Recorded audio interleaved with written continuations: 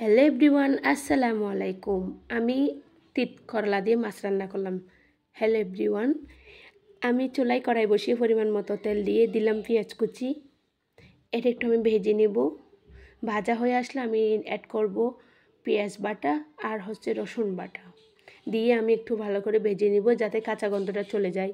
এরপর আমি বাকি মশলাগুলো অ্যাড করব। হলুদের গুঁড়া দিয়ে আমি একটু ভেজে নিয়ে পানি অ্যাড করে দিলাম, যাতে আগে হলুদের গুঁড়াটা অ্যাড করলে আপনার কালারটা সুন্দর হয়।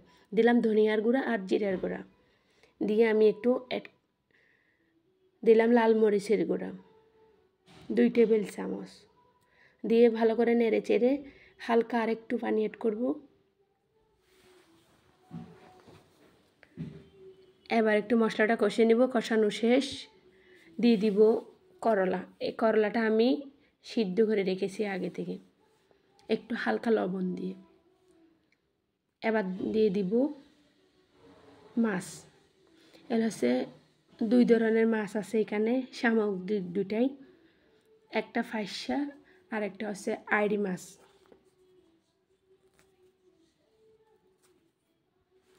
আমি ঢাকনা দিয়ে একটু কষাইতে দিয়ে দিব। 5 মিনিট পর ফিরে আসবো। এই যে আমার কষানো শেষ, এখন আমি একটু হালকা পানি অ্যাড করব।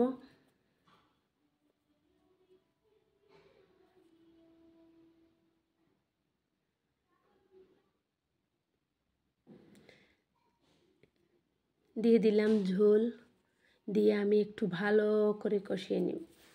এবার ঢাকনা দিয়ে দিব। ঢাকনা করে আমি 5 মিনিটের মতো রান্না করে নেব।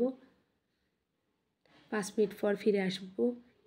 ফিরে এসে দেখি আমার তরকারি একদম রান্না হয়ে গেছে, ডান, আলহামদুলিল্লাহ।